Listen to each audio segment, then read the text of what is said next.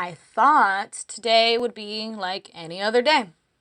I'd wake up, change, brush my teeth, and then head to work at Naval Air Station Fallon. But I was so wrong. My day did start like a normal day. Like always, I'd skipped breakfast and headed straight to work. But I was in for a surprise like no other. I was in my old beat-up Honda Civic, hitting 90 on the freeway. The highway patrol doesn't bother pulling people over early in the morning. The 15 freeway is dead heading to the 95. So yes, the roads were clear and empty, but a bright white light started shining down on my car. I couldn't see anything around me. I didn't know what to do but slam on my brakes. I assumed I stopped, but I felt weightless. I looked out both windows and my rearview mirror, but only saw white. My heart beat faster. My hands were clammy. You only read about abductions in books. You never think it happened to you. But I was so wrong. I started hyperventilating. I've had panic attacks before, but this was way worse. I lean under my car seat and pull out a 9mm. My dad taught me how to use a gun since I was a little girl. He wanted me not to rely on anyone else but myself. He said that men are overrated. He was right. Men just waste time and tears. Tears should only be shed at funerals or when you're full of joy, not on a dumb guy who wants to sleep with any girl he can. But I went off topic. I can hear mechanical doors opening up. I knew that this was the end for me, but at least I'll be able to take out as many as I can. I lean over as I enter the UFO. I feel the car slam to the ground. I take my seatbelt off and kick the door open. I jump out of the seat ready to shoot the first thing I see. But I see nothing. I'm alone in a giant room. There's machine beeping and lights flashing. What the hell is going on? I point the gun forward like cops do when searching a house. I walk to a door and it slides up. I step through and all the lights turn on.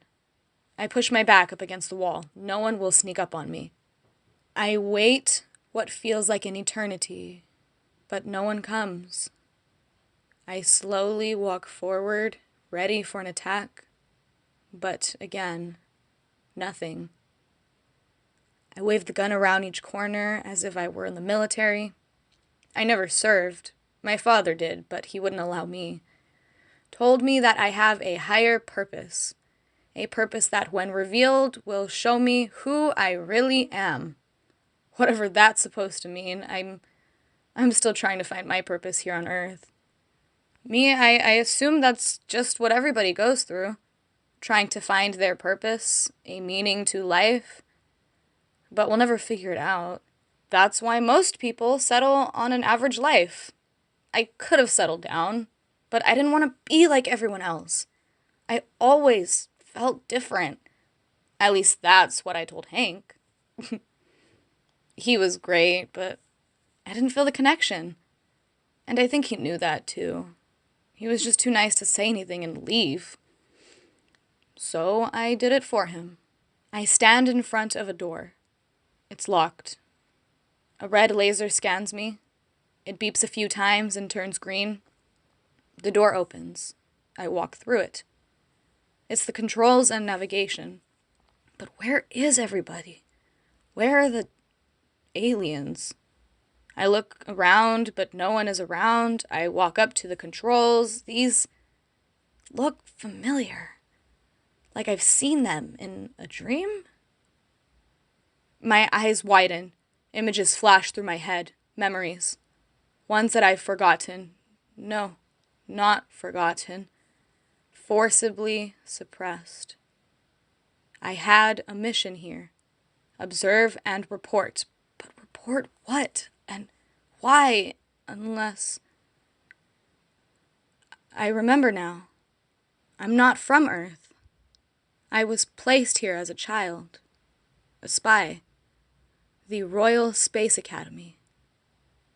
I know what I must do. I must inform them to stand down their fleet. Earth isn't a threat to us. Well, at least not yet. Not until they develop advanced technology. Then they will be.